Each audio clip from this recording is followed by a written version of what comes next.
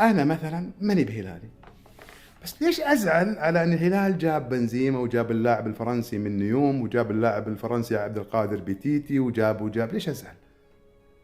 عندهم عضو ذهبي ملتي ملياردير.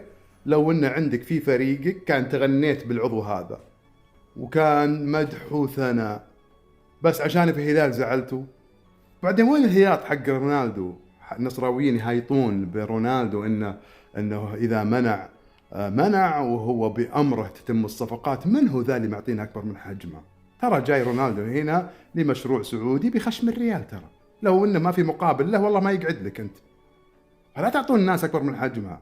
الحمد لله الدولة الله يعزها وبحكامها الله يحفظهم عينوا مسؤولين عن الرياضة، هم اللي يأمرون وهم اللي ينهون، وغير كذا فوقهم الفيفا. ترى مو على كيفه يأمر وما يأمر. خير ان شاء الله، وتراكم تعديتوا الحدود انتم يا النصراوية، بالذات النصراويين. الشيء الثاني، النصراويين اللي يدعون المظلومية وانهم مظلومين وبكائيات، افضل لعيبة عندكم في النصر. والله لو اسأل واحد نصراوي من اللي ما تبيه بالنصر، إن يقول ها من اللي ما بيه والله ما في احد، كلهم نجوم.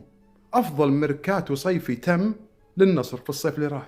يمكن ده يكون أصدق فيديو شفته في الفترة الأخيرة. حب الناس شيء لا يقدر بثمن، وإحنا ملكنا بسم الله ما شاء الله ملياردير ووعدنا إنه هيحول فريقنا لفريق عالمي. فإيش دخل الدولة؟ إيش دخل الصندوق أصلا؟ دي فلوسنا وإحنا أحرار. ما عندكش عضو ذهبي بقوة أمرنا، دي مش مشكلتي. وانت اللي بتتكلم عن الصفقات، انت بالصيف جايب صفقات اقوى من صفقاتي باضعاف مضاعفة اخر موسمين، لا وبفلوس الصندوق، وجاي في الاخر تجادلني في صفقاتي اللي بدعم اميري. وبعدين رونالدو مين اللي يتحكم في الدوري؟ رونالدو زيه زي اي لاعب تاني في دوري روشن، احتاجناه وجبناه، واليوم اللي مش هنحتاجه فيه هنستغنى عنه زيه زي اي لاعب. فاوعى تفكر ان رونالدو اكبر من نادي او اكبر من الدوري ولا حاجة، ده مجرد لاعب جاي الدوري يعمل لي تسويق في فترة معينة مش اكتر، وبس كده.